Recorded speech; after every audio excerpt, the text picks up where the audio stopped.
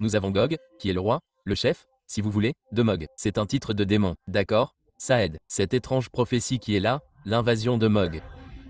Si vous étiez Ésaïe et que Dieu vous appelait pour parler de l'Empire perse 100 ans avant qu'il n'apparaisse dans l'histoire, l'une des premières choses sur lesquelles les érudits trébuchent est de savoir qui est Gog. Tout dans la Bible est là par dessein délibéré. Chuck Mistler explique l'invasion de Mog, les gars. Et laissez-moi vous dire que ça va vous époustoufler. Tout cela est tellement fascinant. Je suis tellement reconnaissant envers Chuck Mistler et tout ce qu'il a fait. Il a fait une énorme différence dans ma vie et je sais qu'il a fait une énorme différence dans la vôtre. Nous allons donc réagir à cela et je vais vous donner mon commentaire tout au long. C'est parti. Cette étrange prophétie, l'invasion de Mog, est très connue pour deux raisons.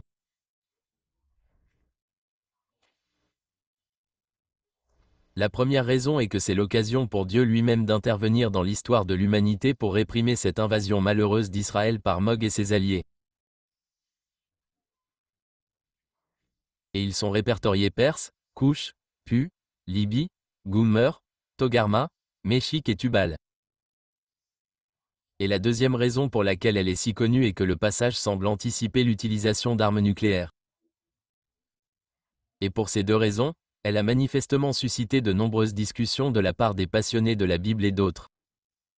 Donc, et bien sûr, l'une des premières choses qui nous frappe, ce sont ces points de vue étranges, ces mots étranges, ces noms étranges. Vous êtes-vous déjà demandé pourquoi la Bible utilise ces noms bizarres? Eh bien, c'est vraiment de notre faute, car nous changeons sans cesse les noms des choses. Il y avait une ville qui s'appelait Petrograd et puis pendant de nombreuses années elle s'est appelée Saint-Pétersbourg. Puis, pendant de nombreuses années, elle s'appelait Leningrad et maintenant, bien sûr, c'est à nouveau Saint-Pétersbourg. Il y avait un endroit appelé Byzance qui est devenu la capitale du monde. Elle s'appelait Constantinople, bien sûr. Aujourd'hui, elle s'appelle Istanbul. Voyez-vous, nous changeons sans cesse les noms des choses, bien sûr. Si vous étiez Ésaïe et que Dieu vous appelait pour parler de l'Empire perse 100 ans avant qu'il n'apparaisse dans l'histoire, comment, en tant que prophète, écririez-vous à ce sujet? Comment en parleriez-vous? Et la réponse est que vous parlez de leurs ancêtres. Vous parlez d'Ilam, qui est l'ancêtre des Perses. Waouh! Vous voyez, nous ne changeons pas le nom de nos ancêtres. Donc d'autres choses peuvent changer, mais leurs ancêtres ne changent pas. C'est donc une façon pratique de désigner un peuple par ses ancêtres. Et c'est exactement ce que fait la Bible. Alors, jetons un œil au chapitre 38 d'Ézéchiel et examinons les premiers versets. La parole de l'Éternel me fut adressée en ces mots, Fils de l'homme, tourne ta face contre Gog, le pays de Magog, contre le prince de Méchec et de Tubal, et prophétise contre lui, et dis, ainsi parle le Seigneur, l'Éternel, voici, j'en veux à toi, Gog, prince de Méchec et de Tubal. Or, le prince en chef, soit dit en passant, est le prince de Ros ou Ros, et eux le Chayontur ou en Crimée on l'appelait ainsi, mais nous y reviendrons. L'une des premières choses sur lesquelles les érudits butent est de savoir qui est Gog. 3 raisons d'utiliser les fleurs de Bach pour la perte de poids. Numéro 1, elles régulent l'humeur et les émotions pour éviter les grignotages liés au stress. Numéro 2, elles réduisent les envies de sucre et de produits gras pour une alimentation plus saine. Numéro 3, elles réduisent la sensation de faim pour limiter l'apport calorique. Personnellement, j'utilise le complexe perte de poids de chez Florna. Il est élaboré sur la base de 7 fleurs choisies pour aider à perdre du poids durablement. Cliquez sur le lien de cette publication pour l'essayer maintenant.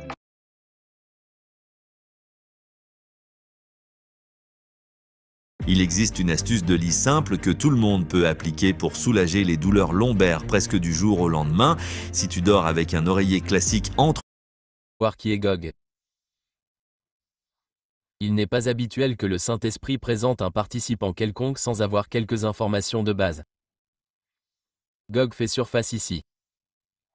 Il devrait donc y avoir un préambule. Il devrait y avoir un lien que nous avons négligé. Et il y en a un. J'ai été surpris de découvrir il y a quelques années qu'il y a une anomalie très étrange dans les prophéties d'Amos. Nous allons jeter un petit coup d'œil au chapitre 7 d'Amos, dans les 3 premiers versets. Dans Amos 7 sur 1, dans votre version King James, on peut lire quelque chose comme ceci. Ainsi, le Seigneur Dieu m'a montré, et voici, il a formé des sauterelles au début de la pousse de la dernière pousse. Et voici, c'était la dernière pousse après que le roi a fauché. Waouh, ouais. Je trouve ça tellement fascinant de voir comment les sauterelles sont considérées comme une entité démoniaque. Comme même dans l'Apocalypse, je crois qu'ils disent quelque chose comme des sauterelles. C'est tellement fou. Mais pourquoi des sauterelles? Commentez ci-dessous pourquoi ils utilisent généralement les sauterelles comme un démon. Qu'est-ce Que cela signifie, c'est assez bizarre. Le verbe « voici » apparaît comme un participe abrupt, mais que signifie tout le verset, c'est la question ici. Eh bien, ce qui rend les choses encore plus déroutantes dans les 2 versets suivants, c'est que c'est des faits. Voyez-vous, Amos dit, « Et il arriva que lorsqu'ils eurent fini de manger l'herbe du pays, alors je dis à l'Éternel, Seigneur Éternel, pardonne, je t'en prie. Par qui Jacob se relèvera-t-il, car il est petit ?» Et l'Éternel s'en repentit. Cela n'arrivera pas, dit l'Éternel. En d'autres termes, tout ce qui avait été prophétisé, l'Éternel accepte de ne pas le faire. Oui, cela soulève beaucoup de questions. Dieu change-t-il d'avis? Ou était-ce sa volonté depuis le début? Il voulait juste tester son peuple. Je ne pense pas que Dieu change d'avis, mais parfois, il y a des passages qui vous rendent vraiment confus. Question. Pourquoi diable cela est-il même mentionné ici? Point d'interrogation. Le Seigneur l'a prophétisé. Amos l'en a dissuadé. Il dit, d'accord, je ne le ferai pas. Amos intercède comme Moïse l'a fait dans Nombre 14, par exemple. Et l'Éternel dit, cela n'arrivera pas. L'Éternel change donc d'avis. Et donc l'événement prophétisé, quel qu'il soit, ne s'est apparemment jamais produit. Donc la question que vous ne pouvez pas vous empêcher de vous poser, pourquoi est-ce là? Il doit y avoir une raison cachée pour laquelle le Saint-Esprit. Voyez-vous, l'un des principes que j'ai appris au cours de mes 60 années d'études est que tout dans la Bible est là par dessein délibéré. Donc, même si cela a été annulé, c'est toujours dans le récit et il y a une raison à cela. Eh bien, je vous l'ai lu tel qu'il est écrit dans la version King James. D'accord? Et donc je veux vous montrer à quoi cela ressemble en grec. Si nous nous tournons vers la Septante, nous nous rendons compte que la traduction grecque de l'Ancien Testament appelée la Septante a été traduite en grec 3 siècles avant le ministère du Christ et que nous avons plusieurs copies de la Septante. Eh bien, c'est ainsi que cela se lit dans la Septante, d'accord. Et c'est bien sûr la base de notre traduction anglaise du texte de l'Ancien Testament. En fait, la Septante était celle que les chrétiens ont adoptée de l'Ancien Testament tout au long du Nouveau Testament. Eh bien, voici comment cela se lit en fait dans la Septante. Il est dit, l'Éternel m'a montré, et voici, une nuée de sauterelles arrivait. Et voici, l'une de ces jeunes sauterelles dévastatrices était Gog, le roi. Eh bien, waouh, c'est un peu une surprise. Il y a un lien avec Gog et les subtilités du texte hébreu sont ce qui le transforme en quelque chose qui a du sens ici. Maintenant, le roi Gog nous intrigue parce que nous savons d'après Proverbe 30/27 que les sauterelles n'ont pas de roi.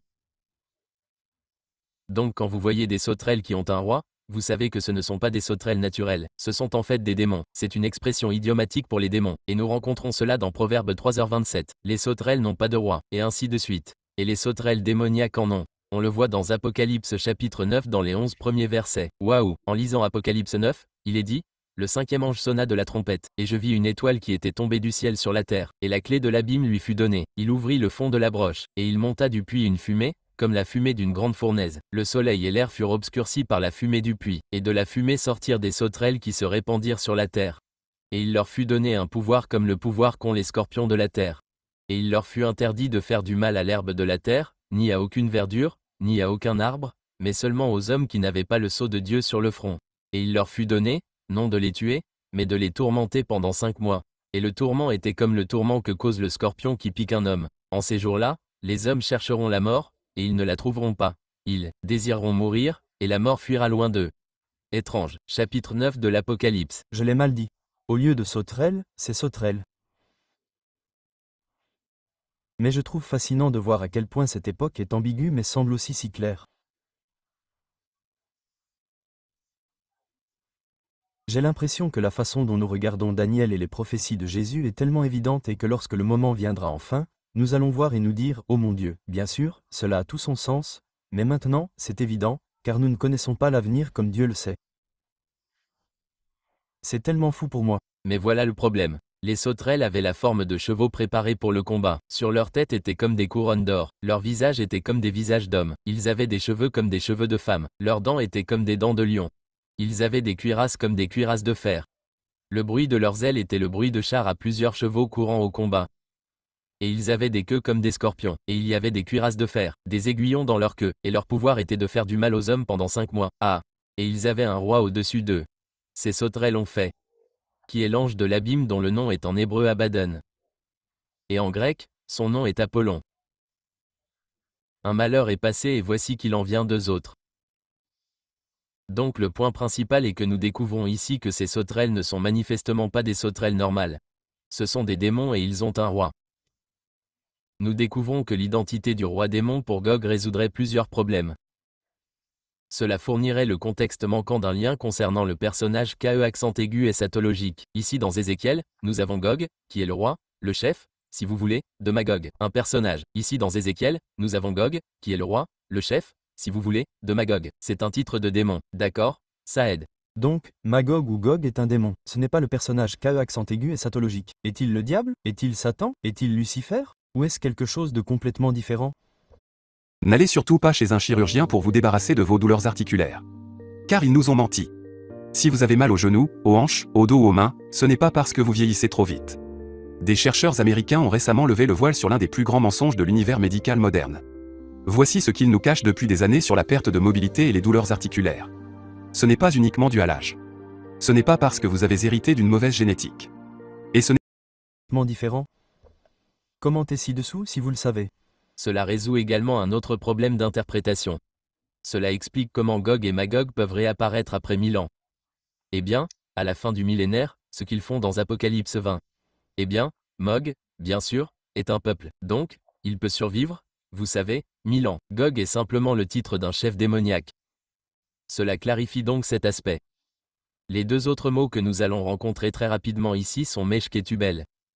Dans le récit d'Ézéchiel, Meshik-Tubal s'identifie à un peuple appelé les Smariens et les Moscovites qui vivaient dans l'ancienne province de Pontie en Asie du Nord selon Hérodote, le père de l'histoire. Les théobélis moscoviens sont fondés par Meshik et Tubal selon Joseph. Ce sont tous des liens possibles, mais Meshik était le peuple de Barbara connu sous le nom de Moski qui vivait. Joseph habitait dans les montagnes de Moskva et la route d'où la ville de Moscou tire son nom selon Gacinius. William Gacinius étant l'une des racines juives les plus réputées.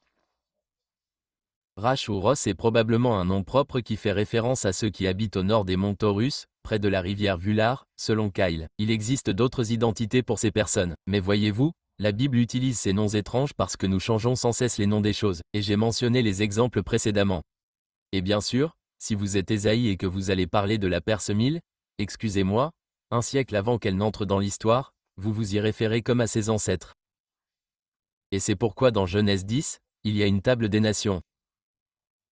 Et en étudiant cette table des nations, nous pouvons avoir une idée de quel peuple nous parlons, car il y a 70 nations sur la planète Terre qui ont toutes leurs racines là-bas dans Genèse 10.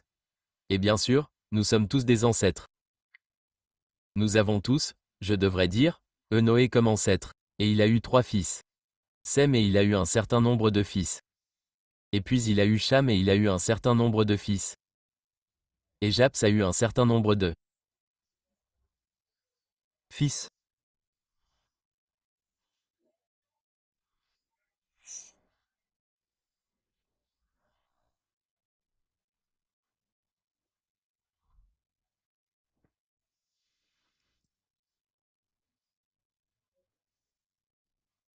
Et bien sûr, l'un de ses fils de Jeff était Magog. Oh waouh, le fils de Jeff c'est Mog. Pauvre Jeff, je les ai eus, c'est fou. Cham à Canaan qui nous intéresse.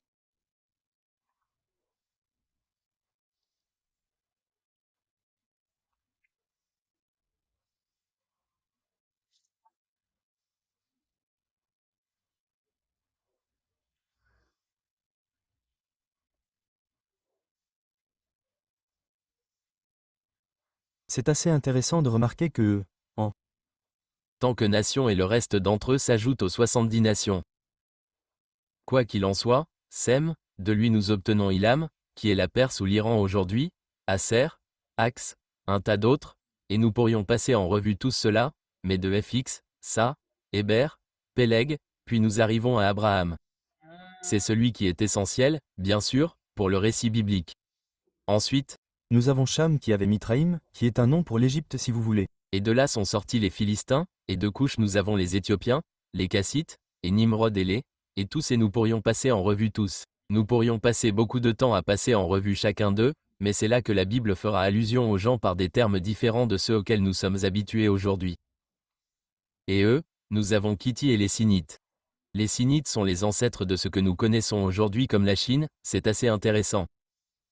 Et Japheth, bien sûr, sont la plupart des gentils auxquels nous pensons ici.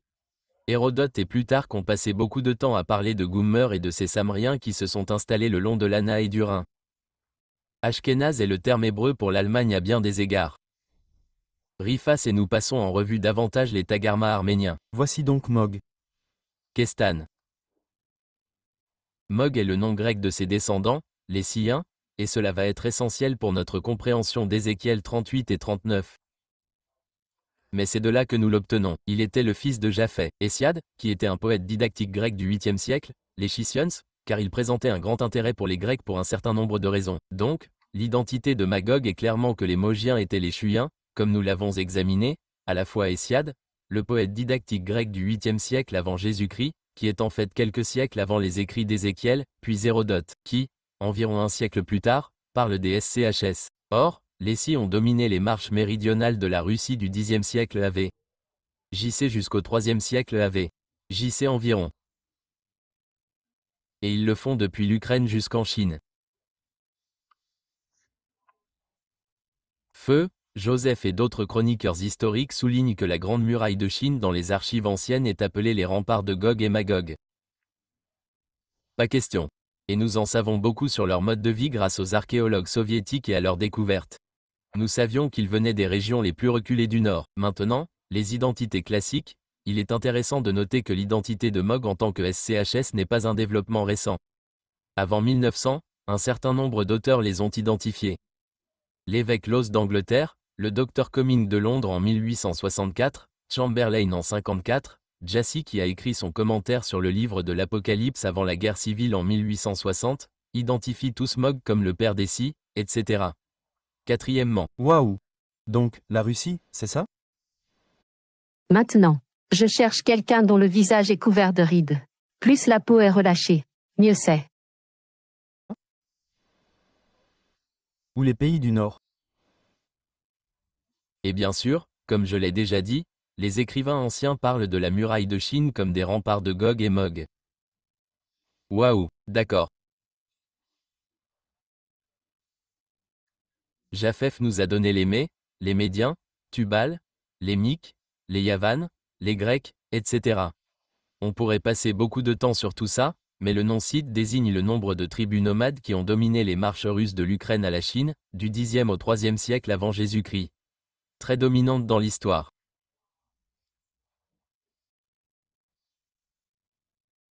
Et l'un des termes utilisés dans l'Iliade d'Homère est le type hippopotame, les Marillers. Et quand j'ai visité l'île en tant qu'invité du vice-président de l'Union soviétique, l'un des mets délicats qu'il m'a offert était du lait de jument fermenté qu'il considère comme une chose spéciale. Donc, en gros, les Russes sont Mog.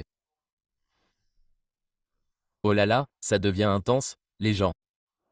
C'est intéressant de voir comment certaines de ces choses ont des racines assez profondes. Quoi qu'il en soit, après avoir été repoussés par les médias, de nombreux esquifs se sont installés dans la région fertile de l'Ukraine au nord de la mer Noire. Et nous pourrions entrer dans les détails. Hérode les décrit comme vivant dans leur propre pays appelé Skythia. Cela représente environ 20 jours de voyage, soit 360 miles de long, je dirais. Cela comprenait les cours inférieurs de la Dnista, du Bug et du Dnieper, ainsi que les rivières Don. Je vais vous montrer cela sur la carte pour vous donner une idée. Au nord de la mer Noire, du Danube à l'ouest jusqu'à Don à l'est, nous avons cette région qui, dans l'Antiquité, était connue sous le nom de Skythia. Donc, encore une fois, c'est ce que vous et moi considérerions comme la Russie méridionale, une partie de l'Asie centrale peut-être, et Méchik et Tubal étaient des villes importantes au sud. Waouh, c'est tellement fou que vous puissiez faire ça. Vous pouvez littéralement voir d'où viennent ces gens ou au moins trouver leur lignée. C'est fou. Bon, revenons en arrière, à Ézéchiel maintenant au verset 4. Je te ferai retourner et je mettrai des crochets dans tes mâchoires.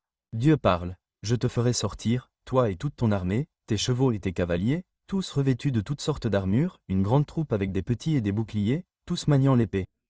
Waouh! Ne vous laissez pas distraire par le vocabulaire. Il parle de chevaux. Voyez-vous, le mot en hébreu est en fait Séus, ce qui signifie sauteur. Il vient d'une racine qui signifie sauter. Oh! Dans Jérémie 8, il est traduit par oiseau. Dans Exode 14, c'est un terme pour conducteur de char. Donc les chevaux peuvent être des chevaux mécanisés si vous voulez. Mais il continue au verset 5, la Perse, l'Éthiopie et la Libye, avec eux tous avec boucliers et casques. Maintenant, la Perse est bien sûr Ilam dans l'ancien temps ou l'Iran dans les termes modernes. L'Éthiopie est Cush en hébreu. Cela inclut et tout Éthiopia Kazite et tout ce qui est à l'est de la Syrie. En d'autres termes, ils se sont installés au sud de la deuxième cataracte du Nil. Et donc dans votre Bible, il est traduit par Éthiopie. Le mot réel en hébreu est Cush, waouh. Et le mot suivant est Pu, qui est traduit par Libye parce qu'ils se sont installés à l'ouest de l'Égypte. Et pour nous, c'est la Libye et l'Afrique du Nord. Et donc ce sont les termes réels ici. Goumer et toutes ses bandes. Goumer, c'étaient les Samriens qui s'installaient le long du Danube, du Rhin. Ils parlent de la Pologne, de la Tchécoslovaquie, de l'Allemagne de l'Est. Et Hérodote, Plutarque et Joseph ont tous beaucoup à dire à ce sujet. Tagarma est un terme que l'on retrouve encore dans notre langue moderne pour désigner les Arméniens, la Turquie et le Turkestan. Les Arméniens d'aujourd'hui se désignent eux-mêmes comme la maison de Tagarma. Et Donc maintenant et des quartiers nord. Maintenant, en hébreu, le mot pour nord a été modifié pour impliquer les parties extrêmes ou les plus éloignées du nord. Regardons à nouveau cette carte. Nous avons ces différents noms de tribus disséminés dans toute l'Europe, jusqu'en Afrique du Nord. Et ces nations deviennent les alliés de Mogl dans leur tentative d'invasion d'Israël. Donc, ils sont littéralement encerclés. C'est fou. Et Dieu va y mettre un terme, car que va faire Israël? Ils sont encerclés comme aujourd'hui. Tant de gens sont contre Israël et ils sont encerclés partout. Et eux on trouve même Dan et Sheba qui font allusion à Sheba étant le Yémen si vous voulez et Dan l'Arabie Saoudite. Ils sont mentionnés dans le texte d'Ézéchiel non pas comme des participants. Ce sont des spectateurs qui disent « Qu'est-ce que vous faites les gars ?» Il y a ici des aspects étranges concernant le peuple qui ne sont pas mentionnés. Et j'en parlerai dans la section suivante. Passons au verset 7. « Sois prêt, prépare-toi pour toi et pour toute ta troupe qui est assemblée auprès de toi. Et sois leur garde. » Eh bien, qui fournit actuellement à la Perse, à Couche, à Putre et à Tarma leurs armes et toute ta troupe? Qui leur fournit les armes? La Russie, bien sûr. Waouh, comme c'est intéressant. Comme ce langage semble contemporain. N'est-ce pas? On dirait que c'est d'aujourd'hui. On dirait que tout cela pourrait être écrit pour aujourd'hui parce que la Russie a tout le pouvoir.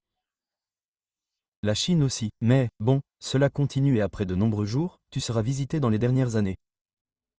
Tu entreras dans le pays qui a été ramené de l'épée, et qui a été rassemblé d'entre de nombreux peuples contre les montagnes d'Israël, qui ont toujours été dévastées, mais qui a été tiré d'entre les nations, et ils habiteront en sécurité, tous. Eh bien, c'est intéressant. Cela soulève une question. Israël vit-il en sécurité aujourd'hui? Je ne le pense pas. La terre a bien sûr été restaurée de sa désolation. Mais Dieu continue en disant, « Tu monteras et viendras comme une tempête. Tu seras comme une nuée qui couvrira le pays, toi et toutes tes troupes, et de nombreux peuples avec toi. » C'est une tentative d'invasion majeure qui est faite ici au verset 9. Cherches-tu un emploi? Attends une seconde. Amazon recrute partout en France en ce moment. Que ce soit ton premier emploi, C'est ici au verset 9. Waouh. Ainsi parle le Seigneur, l'Éternel, il arrivera aussi qu'en même temps des choses te viendront à l'esprit, et que tu auras de mauvaises pensées. Et tu diras, je monterai au pays des villages sans murs, j'irai vers ceux qui sont tranquilles, qui habitent en sécurité, tous sans murs, sans barre ni porte. Vous savez, c'est l'une des choses que j'ai négligées ces dernières années. Mais je dois vous dire franchement que je suis plus mal à l'aise avec cela parce que je ne vois pas Israël aujourd'hui habiter dans des villages sans murs. Je ne les vois pas habiter en sécurité pour le moment, sans murs, sans barre ni porte. Non, bien au contraire. Oui, ils vivent là-bas en danger. Donc, je ne pense pas que cela décrive Israël aujourd'hui. Hein? Nous savons tout sur les murs. Vous savez, la muraille de Chine dont nous avons parlé, qui date d'environ 200 AV. JC, le mur de Berlin en 1920. 1961, vous vous en souvenez tous. Vous rendez-vous compte que lorsque vous allez en Israël aujourd'hui, vous voyez un mur de 25 pieds de haut et de 430 miles de long. Cela ne correspond pas tout à fait au texte, n'est-ce pas? Peut-être devrions-nous faire une pause et regarder cela plus attentivement. Intéressant. Que fais-tu, Seigneur? Eh bien, pour prendre du butin et pour faire du pillage. Voyez-vous, ils descendent là-bas pour en tirer profit. D'accord. Pour tourner ta main sur les lieux désolés qui sont maintenant habités, sur les gens qui se sont rassemblés parmi les nations, qui ont du bétail et des biens qui habitent au milieu du pays. Oui, c'est la motivation. Mais dire que les murs n'ont plus d'importance comme dans la société d'aujourd'hui. Ils ont beaucoup de défense. Ils ne sont plus comme un pays faible. Je pense donc qu'il est intéressant de réfléchir à la motivation de Mog et de ses alliés ici. C'est pour prendre du butin. Ils descendent là-bas pour prendre du bétail, des biens, de l'or et de l'argent. Vous verrez, pour le butin et le pillage, pour prendre une proie. Notez cette motivation. Il sera important pour nous de nous concentrer là-dessus dans la prochaine session. Cela continue ici au verset 13. Sheba et Dédan, les marchands de Tars, avec tous ces jeunes lions, te diront, c'est pour piller Gog que tu es venu? Es-tu venu pour piller? Es-tu venu pour piller, pour emporter de l'argent et de l'or, pour prendre du bétail et des biens, pour faire un grand butin? Voyez-vous, Sheba et Déna ne sont pas des participants. Ils sont sur la touche et disent, que faites-vous? Sheba et Dan sont des spectateurs, pas des participants. Sheba et le Yémen. Dan suggère l'Arabie Saoudite et Tars. Voilà qui fait beaucoup de spéculations sur Tars. Tout, de l'Espagne à la Sardaigne en passant par la Grande-Bretagne. Qu'est-ce que Tars? Eh bien, c'est une source d'étain, nous le savons d'après Ézéchiel 27. Britannia est un terme désignant un mot signifiant étain. C'est également intéressant parce que l'Arabie Saoudite n'est jamais avec l'Iran. Et ils sont toujours opposés l'un à l'autre, ce qui est également logique ici. Ils ont apporté de l'étain de Cornouailles jusqu'au Moyen-Orient. C'est une question d'histoire. Jonas, lorsqu'il essayait de fuir Dieu, acheta un billet pour cette ville. Bien sûr, il ne vit jamais Tars. Point. Tout ce qu'il eut, c'était une vue de l'intérieur d'un gros poisson. Vous connaissez l'histoire lorsque Dieu la lui expliqua un peu plus clairement. Les navires de Tars sont un terme désignant de grands navires marchands exceptionnellement grands. Ils étaient conçus pour le trafic maritime lointain. Ils effectuaient des voyages de plus de 2 ans. Ils étaient donc conçus pour le trafic maritime lointain. Ils effectuaient des voyages de plus de 2 ans. Ils étaient donc conçus pour le trafic maritime lointain. Ils sont devenus très célèbres sous le nom de navires de Tars et sont mentionnés tout au long des Écritures. Je suppose donc que Tars fait en réalité référence aux îles britanniques et en est la confirmation archéologique dans un certain sens. Continuons donc. C'est pourquoi un homme prophétisa dans la synagogue. Ainsi parle le Seigneur, l'Éternel, le jour où mon peuple d'Israël habitera en sécurité, tu ne le sauras pas, mon peuple d'Israël. Car Dieu utilise ce terme en soi, ce qui est très significatif. Si vous étudiez le livre d'Osée, vous savez qu'un temps va commencer où Dieu dira, « Vous n'êtes pas mon peuple ». Mais c'est un moment où ils sont restaurés, où ils sont son peuple. Et c'est l'une des raisons pour lesquelles certains érudits pensent que cet événement, quel qu'il soit, survient après l'enlèvement de l'Église. Que Dieu traite avec l'Église et avec Israël d'une manière mutuellement exclusive. Et donc si Dieu traite maintenant ouvertement au nom d'Israël. Cela implique que cela pourrait suggérer au moins qu'il s'agit d'un événement postérieur à l'Église. Mais passons à autre chose. Et tu viendras de ton lieu, des régions du nord, toi et de nombreux peuples avec toi, tous montés sur des chevaux, et une grande assemblée et une puissante armée, des régions du nord. Grammaticalement, c'est l'extrémité du nord. Et tu monteras contre mon peuple, Israël, comme une nuée pour couvrir le pays. Il arrivera, dans la suite des temps, que je te ferai venir contre mon pays, afin que les nations me connaissent, quand je serai sanctifié en toi, ô Gog, sous leurs yeux. Ainsi parle le Seigneur, l'Éternel, c'est toi qui es, celui dont j'ai parlé autrefois par mes serviteurs, les prophètes d'Israël, qui ont prophétisé en ces jours-là, pendant de nombreuses années, que je te ferai venir contre eux. Et étrangement, cela pourrait être une illusion par rapport à cette référence particulière dans le livre d'Amos. Les 2 premiers chapitres, quelques versets du chapitre 7, si vous voulez. Quoi qu'il en soit, il continue. Et il arrivera en ce temps-là que Gog montera contre le pays d'Israël, dit le Seigneur, l'Éternel, que ma fureur me montera au visage. Oh, oh! Dieu est en colère. Car c'est dans ma jalousie et dans le feu de ma fureur que j'ai parlé. Oui, en ce jour-là, il y aura un grand tremblement de terre dans le pays d'Israël. Un grand tremblement de terre. C'est un phénomène mondial. Ce n'est pas un tremblement de terre local. C'est un phénomène mondial. Très bien, parce que le verset suivant l'explique. Ainsi, les poissons de la mer, les oiseaux du ciel, les bêtes des champs, et tous les reptiles qui rampent sur la terre, et tous les hommes qui sont sur la face de la terre trembleront devant moi. Waouh! Et les montagnes seront renversées, les pentes escarpées s'écrouleront, et tous les murs tomberont par terre. Waouh! Tous les hommes qui sont sur la face de la terre. C'est un phénomène mondial. Ouais. Juste une note de bas de page qui pourrait vous intéresser, je suis au courant d'une étude selon laquelle des ogives de 25 mégatonnes longues pourraient modifier l'orbite de la Terre. Donc, cela pourrait aussi être un effet d'armement en fait, mais cela Pourrait être des armes nucléaires, c'est sûr, mec, ça ressemble à une guerre terrible. C'est une toute autre chose, continuons. Et j'appellerai l'épée contre lui dans toutes mes montagnes, dit le Seigneur Dieu. L'épée de chacun sera contre son frère. Et cela fait écho aux remarques sur Ismaël dans Genèse 16. Je cite, « Il sera comme un homme sauvage. Sa main sera contre chacun, et la main de chacun sera contre lui, et il habitera en présence de tous ses frères. » Donc, apparemment, cela semble être le cas. C'est une caractéristique d'Ismaël à l'époque et c'est toujours le cas aujourd'hui. C'est tellement fascinant. C'est tellement fou. J'ai tellement appris ici. Magog vient du nord, ce qui va probablement être la Russie, et ils vont attaquer. Mais devinez quoi? Dieu protégera sa nation. Quoi qu'il en soit, les gars, j'aimerais savoir ce que vous en pensez dans les commentaires ci-dessous, quels qu'ils soient. Un grand merci.